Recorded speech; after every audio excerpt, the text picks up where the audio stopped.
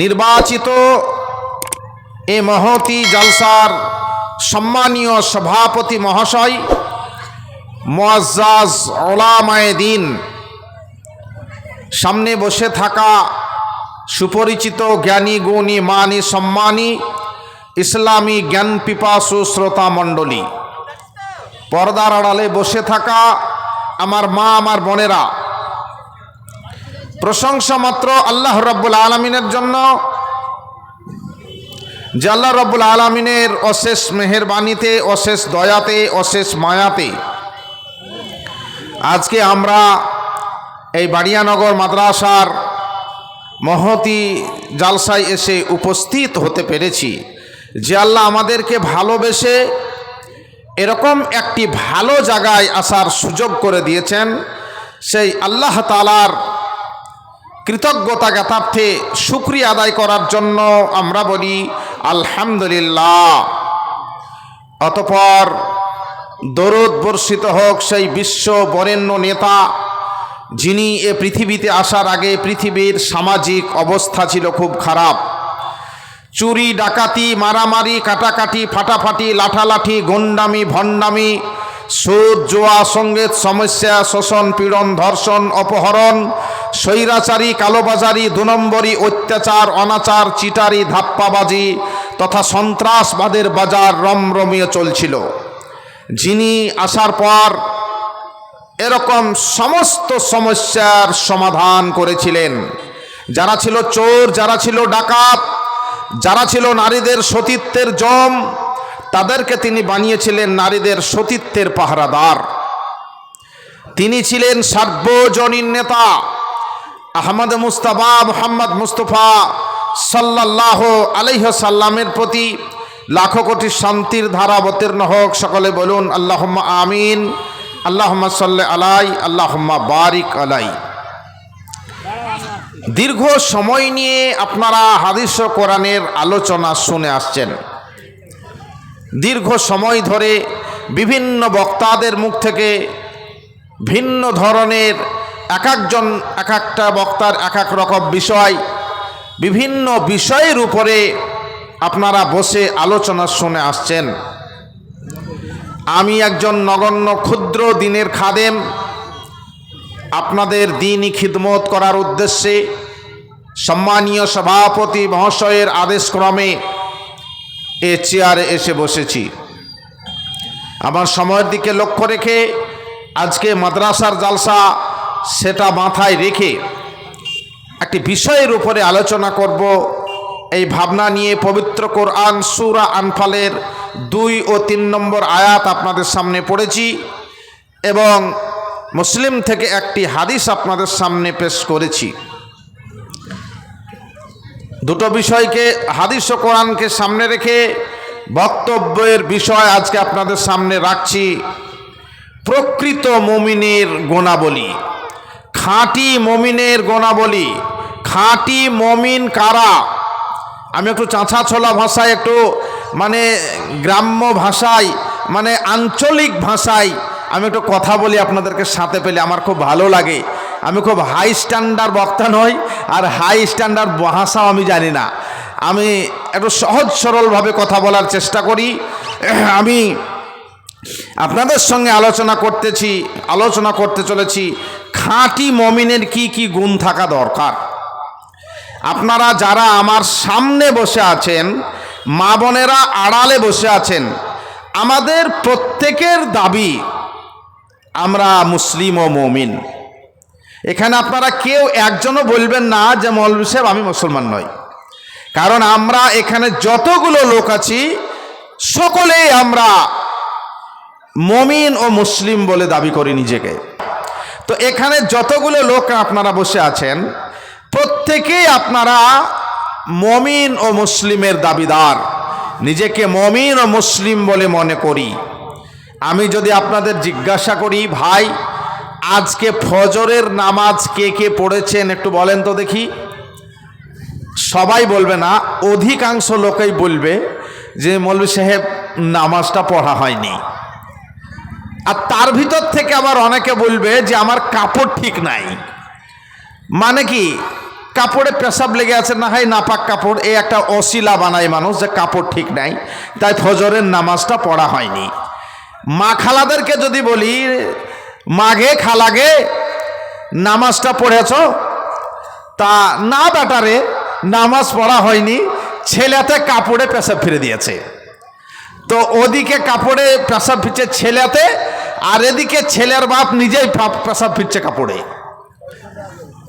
নামাজ পড়া হয়নি, ওদিকে বাচ্চায় পেশাব ফিরেছে, আর এদিকে বাচ্চার বাপ নিজেই পেশাব ফিরেছে, নাপাক কাপড় পেশাব লেগে গেছে, তাই নামাজ পড়া হয়নি। কিন্তু নিজেকে মুসলিম ও মমিন বলে দাবি করি আমরা। এখন চলো, যদি জিজ্ঞাসা করা হয় আপনি নিজেকে মমিন ও মুসলিম বলছেন, আইডি কি, কি পরিচয় আছে আপনার? আপনার কি পরিচয়পত্র আছে যে আপনি নিজেকে মুসলিম ও মমিন বলে দাবি করছেন? অনেকে আমরা দলিল পেশ করব, তখন আমাদের প্রমাণ, আমাদের আইডি, মৌলভী সাহেব আমার নাম আব্দুল্লাহ, আমার বাপের নাম খলিলুল্লাহ, আমার বাপ মুসলমান, আমার নামও মুসলমান। আচ্ছা, সেটাই যদি হয় তাহলে হযরত নূহ আলাইহিস সালাম তিনি নবী ছিলেন, তো নূহ আলাইহিস সালামের ছেলেকে আপনি মুসলমান বলবেন? ইব্রাহিম আলাইহিস সালাম তিনি একজন শুধু নবী নন, আল্লাহর অত্যন্ত পিয়ারা নবী। পৃথিবীর সমস্ত মানুষ যখন আল্লাহর সামনে উলঙ্গ অবস্থায় জমা হবে, হুফাতান উরাতান গুরলান, উলঙ্গ অবস্থায় যখন আল্লাহর সামনে হাজির হবে, তখন পৃথিবীর সর্বপ্রথম কাপড় পরানো হবে আনুষ্ঠানিকভাবে ইব্রাহিম আলাইহিস সালামকে। তো তিনার বাপ সে নিজে মুসলিম নয়, তাহলে সে কি বুক থাবড়া বলবে যে আমার বেটা এত বড় নবী, আমি মুসলমান? এটা এই আইডি, এই প্রমাণ চলবে না যে আমার বাপ মুসলমান আমি তাই মুসলমান। এ দলিল, এ যুক্তি, এ আইডি টিকে না ইসলামে।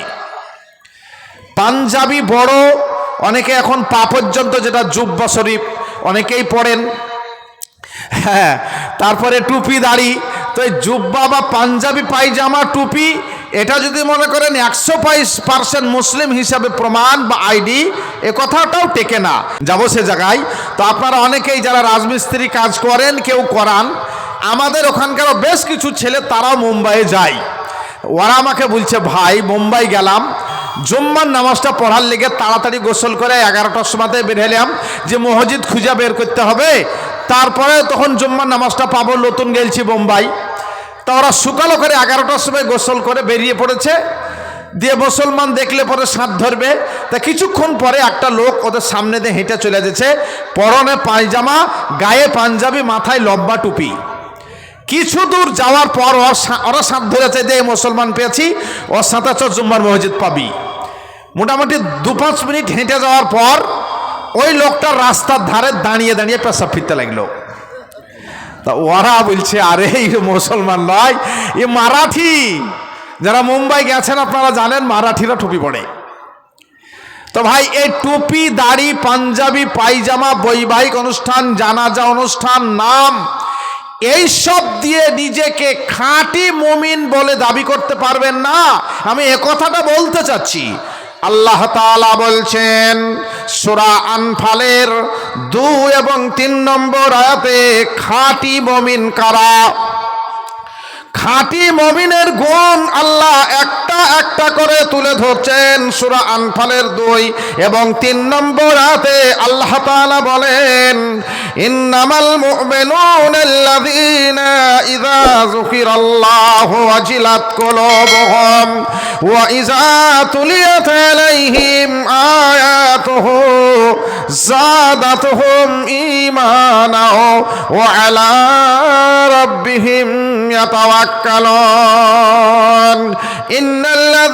আল্লাহ রাব্বুল আলামিন বলছেন, ইন্নামাল মুমিনুনাল্লাযীনা ইযা যুকিরাল্লাহু ওয়াজিলাত কুলুবুহুম মুমিন তো তারাই যখন তাদের সামনে যুকিরা মানে যখন আল্লাহর কথা আলোচনা করা হয়, ইযা যুকিরাল্লাহ যখন আল্লাহর কথা প্রকথন হয়, আল্লাহর কথা তাদের সামনে আলোচনা করা হয়, আল্লাহর কথা তাদের সামনে আলোচিত হয়, আল্লাহর কথা বলা হয়, আল্লাহর ভয়ে তাদের হৃদয়টা কেঁপে ওঠে।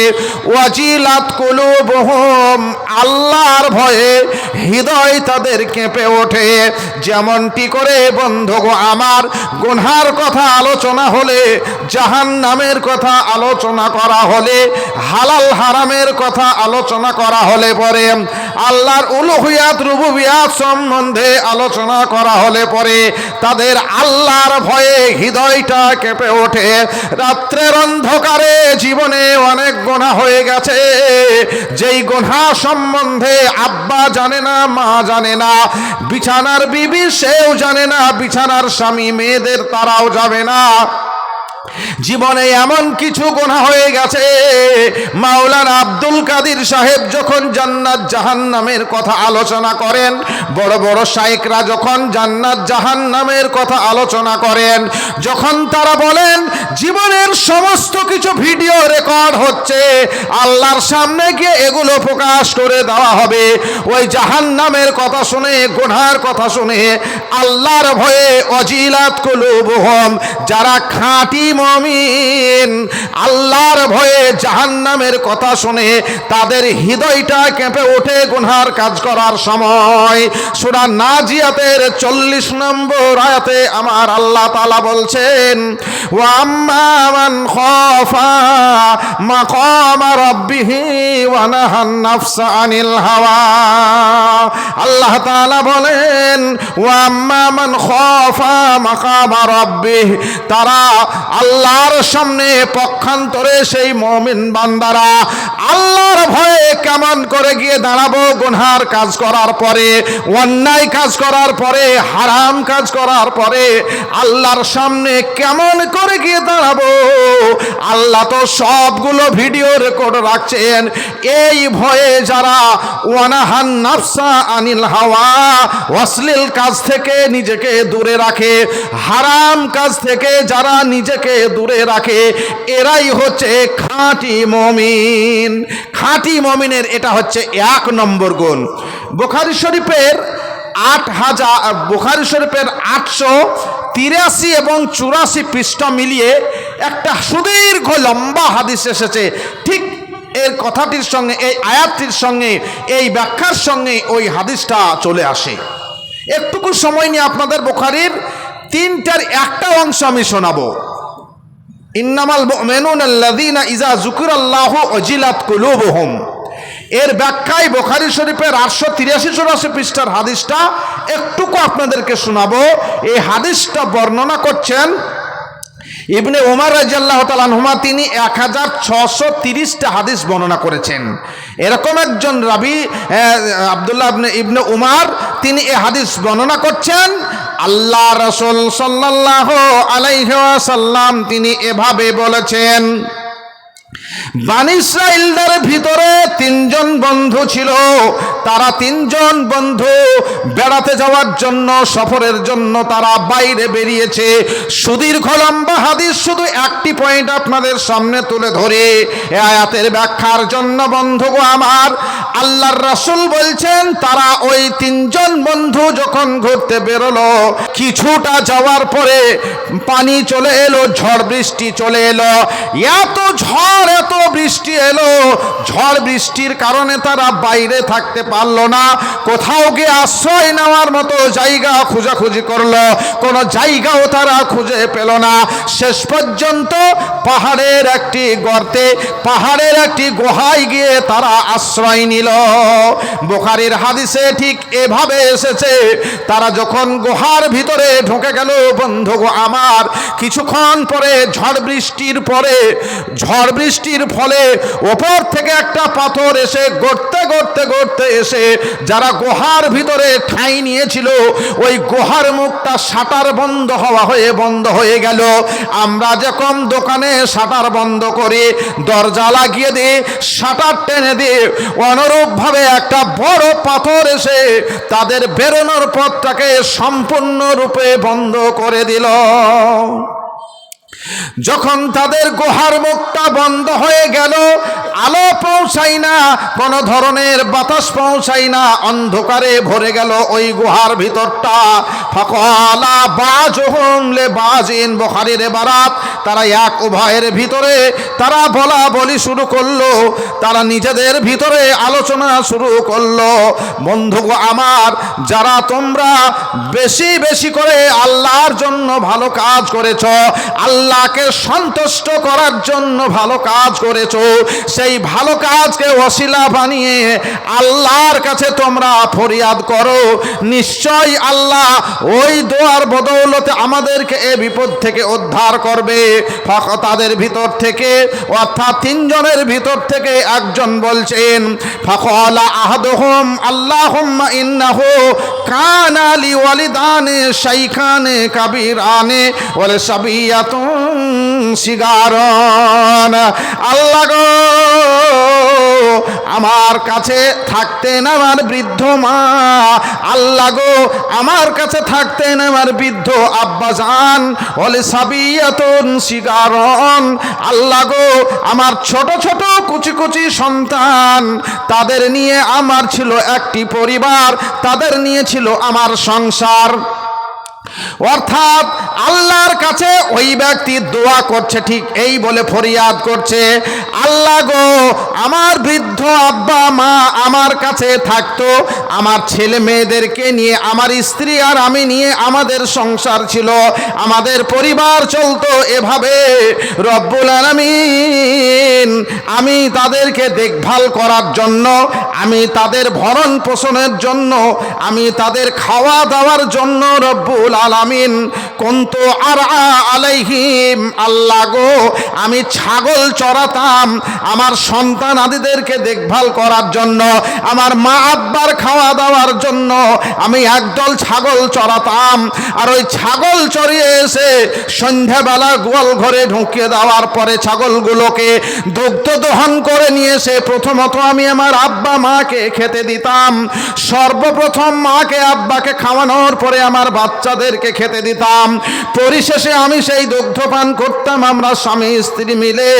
আল্লাহ গো, একদিনের ঘটনা, ছাগলের ঘাসের জন্য, গাছের জন্য ছাগল চড়াতে চড়াতে চড়াতে আমি অনেকটা দূরে চলে গেলাম, আর আমি যখন ছাগল চড়িয়ে রাত্রিবেলা হয়ে গেল বাড়ি ফিরছি, এত বেশি রাত হয়েছে, আমি এসে আমার আব্বা মাকে দেখলাম তারা ঘুমিয়ে গেছে। আমি ছাগলগুলোকে গোয়াল ঘরে ঢুকিয়ে দেওয়ার পরে আমি তাদের দুধ দহন করলাম, ছাগলগুলোকে দুইয়ে নিলাম, যেই বাটিতে আমার আব্বা মাকে দুগ্ধ পান করাতাম, সেই বাটিতে আমি দুগ্ধ নেওয়ার পরে আমি গিয়ে দেখলাম আমার আব্বা মা তখনও তারা জাগেনি।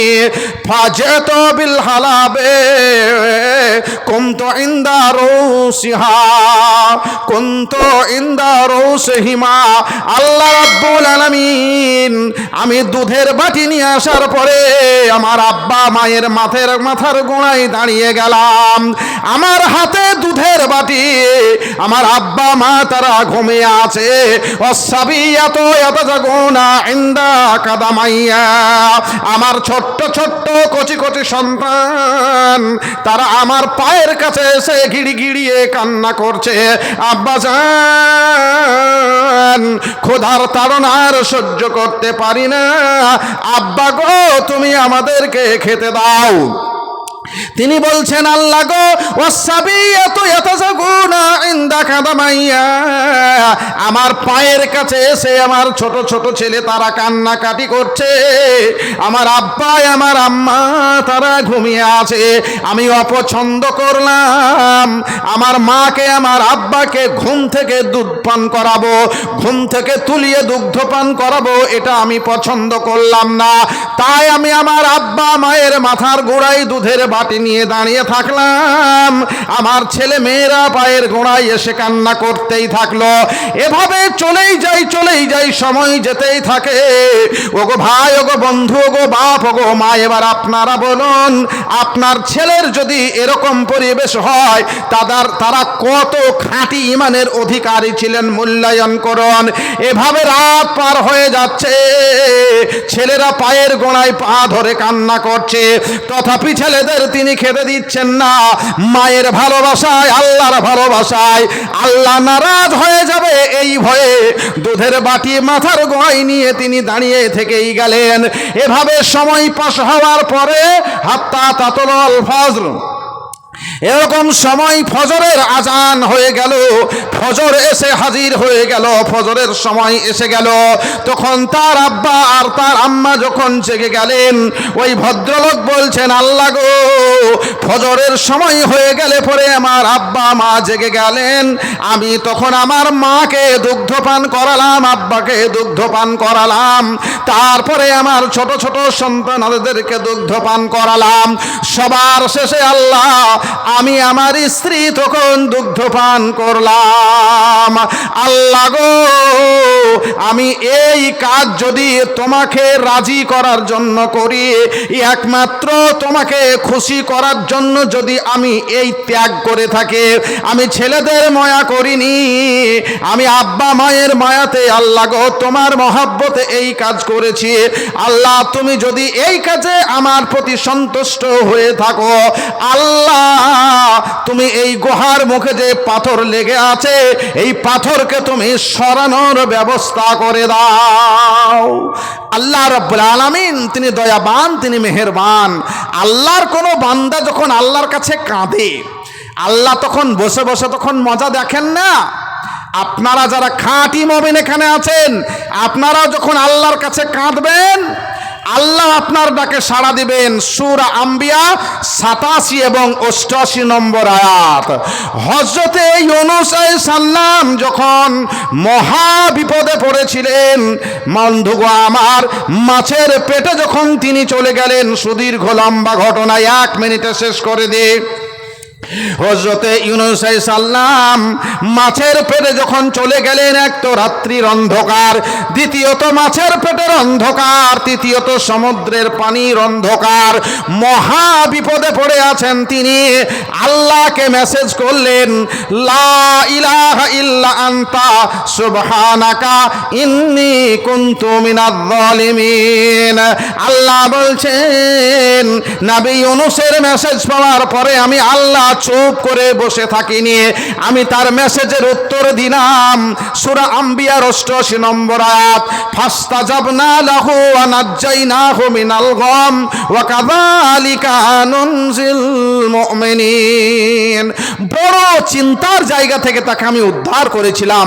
ওয়া কাযালিকা নুনজিল মুমিনিন। শুধু নবী ইউনূসকে নয়, যারা খাঁটি মুমিন আছে তারা আমাকে ডাকলে আমি তাদেরকে বালা মুসিবত, বড় বিপদ থেকে উদ্ধার করব। আমি কথা বলছিলাম আপনাদের সাথে, যারা খাঁটি মুমিন, আল্লাহর ভয়ে তাদের হৃদয়টা কেঁপে ওঠে, ওয়াজিলাত কুলুবুহুম। আরো বুখারীর আরো 2টো পয়েন্ট আছে। মাদ্রাসার জালসা ওই জায়গাতে আমি আর যেতে পারবো না, এখান থেকে আমি হাদিসটাকে শেষ করতে চাচ্ছি। তাহলে সেই ভদ্রলোক আল্লাহর ভয়ে এত তার ঈমান খাঁটি, শুরু ছেলে তার পারগোয়াতে কাঁদছে, তবুও তার ছেলে মেয়েদেরকে দিচ্ছে না খাবার। কেননা রেজার রব্বে ফি রেজাল ওয়ালিদে ও শাকাতির রব্বে ফি শাকাতিল ওয়ালিদে। পিতা মাতা রাজি হলে আল্লাহ রাজি হয়, পিতা মাতার নারাজগিতে আল্লাহ নারাজ হয়। হুমা জান্নাতুকা ওয়া নারুকা। জান্নাত খোলা, দোজখ বন্ধ দেখতে যদি চাও, বেঁচে থাকাকালীন পিতা মাতার রাজি করে যাও। ওই ভদ্রলোক আল্লাহকে রাজি করার জন্য ছেলেদেরকে প্রাধান্য না দিয়ে আব্বা মাকে প্রাধান্য দিয়েছিলেন। এটা হচ্ছে খাঁটি মমিনের একটুকু নমুনা তুলে ধরে নিলাম বুখারীর এই হাদিস থেকে আপনাদের সামনে। ভাই আমার বন্ধুরা, আল্লাহ তাআলা বলছেন যারা খাঁটি মমিন তাদের 1 নম্বর গুণ, আল্লাহর কথা আলোচনা হলে আল্লাহর ভয়ে ওয়াজিলাত কুলুবুহুম, হৃদয় তাদের কেঁপে উঠবে। وَإِذَا تُلِيَتْ عَلَيْهِمْ آيَاتُهُ زَادَتْهُمْ إِيمَانًا وَعَلَى رَبِّهِمْ يَتَوَكَّلُونَ।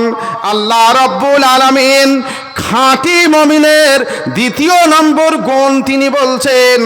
আল্লাহ বলছেন ওয়াইজা তুলিয়াত আলাইহিম আয়াতুহু, যখন তাদের সামনে কোরআনের আয়াত পাঠ করা হয়, কোরআনের যখন আলোচনা করা হয়, তুলিয়াত আলাইহিম আয়াতুহু, তাদের সামনে যখন আল্লাহর আয়াত পাঠ করা হয়, আলোচনা করা হয়, জাদাতুহুম ঈমানা, কোরআনের আলোচনায় তাদের ঈমান বেশি বেশি করে বেড়ে যায়। অর্থাৎ কোরআন দ্বারা ঈমান চার্জ হয়ে যায়, কোরআন দ্বারা ঈমান চার্জ হয়ে যায়। শেখ সাহেব প্রতি বছর পড়াচ্ছেন এই হাদিসটা। কোনটা? ফালাম্মা নাজালাত হাজিহিল আয়া লান তানালুল বিররা হাত্তা তুনফিকু মিম্মা তুহিব্বুন। এই আয়াতটা যখন অবতীর্ণ হলো, বুখারীর হাদিস, তখন হযরত আবু তালহা গিয়ে আল্লাহকে বলছেন, আল্লাহ রাসূলকে গিয়ে, আল্লাহ রাসূল, আমি শুনলাম এই আয়াতটা অবতীর্ণ হয়েছে আল্লাহর পক্ষ থেকে, লান তানালুল বিররা হাত্তা তুনফিকু মিম্মা তুহিব্বুন, যতক্ষণ পর্যন্ত তোমরা সবচেয়ে তোমাদের মহাব্বতের জিনিস আল্লাহর রাস্তায় দান করতে না পারবে, প্রকৃতপক্ষে নেকি পাবে না। আল্লাহ রাসূল গো, এই আয়াত অবতীর্ণ হয়েছে। আল্লাহ রাসূল বললেন, হ্যাঁ এই আয়াতটা অবতীর্ণ হয়েছে। তখন আবু তালহা বললেন, আল্লাহ রাসূল, আমার সবচেয়ে মনের মতো জায়গা, মনের জিনিস, সব থেকে আমার ভালোবাসার জিনিস বাইরাহা বাগান। আমি এই বাইরাহা বাগানটাকে আল্লাহর রাস্তায় দান করে দিলাম। আবু তালহা আল্লাহ রাসূলকে বলছেন, আল্লাহ রাসূল, আমি বাইরাহা বাগানকেই দান করে দিলাম, আমার সব থেকে মনের মতো জায়গা। তো আবু তালহা রাদিয়াল্লাহু তাআলা আনহু বলছেন, আল্লাহর রাসূল, আমি আমার বাইরাহা বাগানটাই দিয়ে দিলাম, মানে বাগানের আম কাঁঠাল এটা ওটা গাছ নাচ নয়, পুরো বাগানই দিয়ে দিলাম আমি। আবু তালহা রাদিয়াল্লাহু তাআলা আনহুর আরো একটা হাদিস এসেছে, আমি আলোচনা করছি কোনটাই, কোরআন দ্বারা খাঁটি মুমিনের ঈমান চার্জ হয়। আল্লাহর যে আয়াত, এই আয়াত শুনে খাঁটি মুমিনের ঈমান চার্জ হয়ে যায়। তো এটা একটা হাদিস তুলে ধরলাম। সেম দেওয়ার ব্যাপারে এই হযরতে আবু তালহার আরো একটি হাদিস এসেছে তিনার ব্যাপারে, যে দেওয়ার দিক দিয়ে তিনি কত অ্যাডভান্স ছিলেন। এই হাদিসটাও বুখারী শরীফের 2য় খণ্ডের 725 এবং 26 পৃষ্ঠায় এসেছে। এই হাদিসটা আপনাদেরকে একটু টাচ করে দিই, যে আমার মাদ্রাসার মেন যেটা দায়িত্ব ঠিক সে জায়গায় ঢুকে যাব। হযরতে আবু হুরায়রা এই হাদিসের বর্ণনাকারী, হযরতে আবু হুরায়রা রাদিয়াল্লাহু তাআলা আনহু, তিনি 5374টা হাদিস বর্ণনা করেছেন। আবু হুরায়রা রাদিয়াল্লাহু তাআলা আনহু হাদিস বর্ণনা করছেন, একদা একজন ক্ষুধার্ত ব্যক্তি আল্লাহর রাসূলের কাছে এলেন। আসার পরে আল্লাহর রাসূলকে বলছেন, আল্লাহর রাসূল গো, আমি অত্যন্ত ক্ষুধার্ত রয়েছি, আমার খাবারের প্রয়োজন রয়েছে, আমি ক্ষুধার যন্ত্রণা আর সহ্য করতে পারছি না। রাত্রি বেলাতে মসজিদে নববীতে এসে এই দরখাস্ত করলেন একজন ক্ষুধার্ত ব্যক্তি। ফাআরসালা ইলা নিসাইহি, আল্লাহর রাসূল সাহাবাদের বললেন, যাও তোমরা আমার বাড়ি থেকে কিছু খাবার নিয়ে এসে এই মেহমানের খাবার ব্যবস্থা করো। সাহাবায়ে কেরাম আল্লাহ রাসূলের বাড়িতে গেলেন। বিবিদের বাড়িতে গিয়ে এক বাড়িতে গিয়ে দরজায় তারা হাঁক দিলেন, সালাম দিলেন, ডাক দিলেন, খাবারের কথা বললেন। বাড়ির ভিতর থেকে আওয়াজ আসছে, খাবার তো কিছুই নাই। ওয়াল্লাহি, আল্লাহর কসম কসম করে বলছি বাড়িতে পানি ব্যতিরিকে আর কোনো খাবার নাই। ফালাম ইয়াজিদ ইনদাহুন্না শাইআ, আল্লাহর রাসূলের বাড়িতে কোনো কিছুই খাবার পাওয়া গেল না। এই খবরটা এসে নবীকে বলে দেওয়া হলো, নবীকে শোনানো হলো, প্রিয় নবী গো আমার, আপনার বাড়িতে পানি ব্যতিরিকে আর কোনো খাবার নাই। আল্লাহর রাসূল বললেন, সাহাবায়ে কেরাম অনেকেই বসে আছেন মসজিদে নববীতে। আল্লাহর রাসূল বললেন, আলা রাজুলুন ইউজাইফু হাজাল লাইলা ইয়ারহামুহুল্লাহ, ওগো সাহাবায়ে কেরাম, তোমাদের ভিতরে এমন কি কেউ আছো আমার এই মেহমানটার মেহমান নওয়াজি করবে? ইয়ারহামুহুল্লাহ, আল্লাহ তাআলা সেই ব্যক্তির উপরে রহম করবেন, দয়া করবেন। ফাকামা রাজুলুন মিনাল আনসারে আনা ইয়া রাসূলুল্লাহ, হযরত আবু তালহা দাঁড়িয়ে গেলেন আর তিনি বললেন, নবী গো আমার, আপনার এই মেহমানের আমি আবু তালহা মেহমান নওয়াজি করব। ফাকামা রাজুলুম মিনাল আনসার, আনসার বংশের একজন লোক তিনি দাঁড়িয়ে গেলেন, যিনি হচ্ছেন আবু তালহা। হযরত আবু তালহা মেহমানকে নিয়ে তিনি বাড়ির দিকে রওনা দিলেন। ফাজাহাবা ইলা আহলিহি, ওই মেহমানকে সঙ্গে নিয়ে তিনি বাড়ির দিকে রওনা দিলেন। ফাকালা লিইমরাআতিহি, বাড়িতে গিয়ে নিজের স্ত্রীকে বলছেন, রমিশা জাইফু রাসূলুল্লাহ সাল্লাল্লাহু আলাইহি ওয়াসাল্লাম, রমিশা রে, এটা আল্লাহ রাসূলের মেহমান, তুমি কিছু খাবারের ব্যবস্থা করো। বিবি রমিশা বলছেন, আল্লাহে মা ইনদি ইল্লা কুতুস সিবিয়া, স্বামী জান, বাড়িতে যে সামান্য খাবার আছে, বাচ্চাদের খাবার, আর বাড়িতে কোনো খাবার নাই, আমি আল্লাহর কসম করে বলছি। রমিশা আবু তালহার স্ত্রী আল্লাহর কসম করে বলছেন, স্বামী, বাড়িতে পানি ব্যতিরিকে আর কোনো খাবার নেই, বাচ্চাদের খাবার ব্যতিরিকে আর কোনো খাবার নেই। হযরতে আবু তালহা বলছেন, রমিশা, এটা আল্লাহ রসুলের মেহমান, কোনো মতেই ফিরিয়ে দেওয়া যাবে না, তুমি কোনো রকম ভাবে যেভাবেই হোক খাবারের ব্যবস্থা করো। স্বামী আর স্ত্রীতে দুজনে মিলেমিশে চিনারা চিন্তা ভাবনা করে এ সিদ্ধান্তে উপনীত হলেন, বাচ্চাদের যেটা খাবার আছে বাচ্চাদেরকে খেতে দিব না, বাচ্চাদেরকে না খাইয়ে তাদেরকে ঘুম পাড়িয়ে দিব, আর বাচ্চাদের বেঁচে যাওয়া খাবার আমরা মেহমানকে খাইয়ে দিব। কথা মতো সেটাই হলো। মা নিজের সন্তানদেরকে না খাইয়ে গালে মাথায় হাত বুলিয়ে তাদেরকে গল্প শুনিয়ে বাচ্চাদেরকে ঘুম পাড়িয়ে দিলেন। দেখুন তাদের খাঁটি ইমানের কত হাই ভোল্টেজ। মা তার ছোট্ট সন্তানকে না খাইয়ে গালে মাথায় হাত বুলিয়ে ঘুম পাড়িয়ে দিলেন। তারপরে স্বামী আর স্ত্রী মিলে আবু তালহা নিয়ে গিয়ে মেহমানকে খাবার পেশ করলেন। খাবারটা ঘরে রেখে দিয়ে পুনরায় আবু তালহা বেরিয়ে এসে রমিশাকে বলছেন, ওগো বিবি রমিশা, আমি যদি মেহমানের সঙ্গে খেতে বসে তাহলে মেহমানের পেট পুরবে না সামান্য খাবার, অতএব রমিশা তুমি আমার পেছন পেছন এসো, আমি যখন মেহমানের সঙ্গে বসবো তুমিও ঘরে ঢুকবে, আর ঘরে ঢুকে যাওয়ার পরে ডিবির পলিতাটাকে ওপর পানে ছাড়তে গিয়ে নিচে পানে নামিয়ে দিবে, প্রদীপের পলিতাটাকে ওপর পানে ছাড়তে গিয়ে নিচে পানে নামিয়ে দিবে। রমিশা, ঘরটা অন্ধকার হয়ে যাবে, আমি আবু তালহা না খেয়ে রাত পার করে দিব, তুমিও খাবে না, মেহমান খেয়ে পেট পুরে নেবে রে রমিশা। সেরকম ভাবেই তারা মেহমান নেওয়াজি করলো। ফজরের যখন আজান হয়ে গেল, আবু তালহা যখন মসজিদে নববীতে পৌঁছে গেলেন নামাজ আদায় করার জন্য, ফজরের নামাজের পর আল্লাহর রাসূল বলছেন, আবু তালহা, তুমি আর তোমার স্ত্রী যে কাজ আজকে করেছো, আল্লাহ তাআজ্জব হয়ে গেছেন। ফা আনজালাল্লাহু তাআলা ওয়া ইউসিরুনা আলা আনফুসিহিম ওয়ালাউ কানা বিহিম খাসাসা, তোমাদের প্রতি খুশি হয়ে আল্লাহ রাব্বুল আলামিন কোরআনের আয়াত অবতীর্ণ করেছেন। ভাই আমার বন্ধুরা, কোরআন দ্বারা মুমিনের ঈমান চার্জ হয়। আমি আলোচনা করছিলাম আরে সামান্য দালে মহান আল্লাহ রাজি হয়ে গিয়ে কোরআনের আয়াত অবতীর্ণ করছেন। দান কোটি টাকা নয়, 1 লাখও নয়, 50,000ও নয়। কতটুকু? সামান্য বাচ্চাদের খাবার তারা মেহমানকে দান করেছিলেন, কিন্তু ইমানের পাওয়ার ছিল হাই ভোল্টেজ। রাজুলানে তাহাব্বা ফিল্লাহে ইজতামা আলাইহি ওয়া তাফাররাকা আলাইহি, সেই দুইজন বন্ধু তার আরশের নিচে ছায়া পাবে যারা আল্লাহর ওয়াস্তে বন্ধুত্ব করে। আর আল্লাহর ওয়াস্তেই, আল্লাহর ভালোবাসায়, আল্লাহর জন্য, আল্লাহকে রাজি করার জন্য বন্ধুত্ব নষ্টও করে। পরিমাণ যদি কেউ নেকি করে, আল্লাহ কিয়ামতে তাকে সে ভিডিওটা দেখাবে।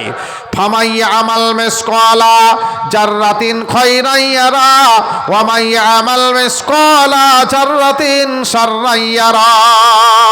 কেউ যদি পরিমাণ, সামান্য পরিমাণ কেউ যদি নেকির কাজ করে, আল্লাহ তাআলা কালকে কিয়ামতের মাঠে তাকে সেই নেকির কাজটা দেখাবেন। আজকে যারা আমার সামনে, রাত্রি এখন ঘড়িতে 11টা বেজে 35 মিনিট বাজে, যারা বসে আছেন ধুলোবালিতে, এত রাত জেগে যারা সময় দিচ্ছেন আল্লাহর ভালোবাসায়, মাদ্রাসার প্রেমে, এত বড় নেকির কাজ, অবশ্যই আল্লাহ বলছেন ফামাই আমাল মিসকালা জাররাতিন খায়রান ইয়ারা। বিন্দু পরিমাণ, সামান্য পরিমাণ নেকির কাজ হলেও আল্লাহ তাআলা বলছেন তোমাদেরকে আমি দেখিয়ে দিব, দেখানো হবে কিয়ামতের মাঠে। জান্নাতে আপনি যা চাইবেন ঠিক সেটা পাবেন। যদি মনে করেন যে আমি জান্নাতে শুয়ে আম খাবো, তাও হবে। এই আয়াতই বলছেন মা তাস্তাহি আনফুসুকুম, তোমার মন যা চাইবে সেটাই পাবে। তবে বলিয়েন না যে মৌলভী সাহেব তাহলে ভালো বিড়ি পাওয়া যাবে তো? মানে আপনার মন অবৈধ জিনিসে কিছু যাবে না, ভালো মানুষের দ্বারা কিছু বাজে জিনিস চাওয়া যায়? এখান থেকে তো ট্রেনিং প্রাপ্ত হয়েই যাচ্ছেন জান্নাতে।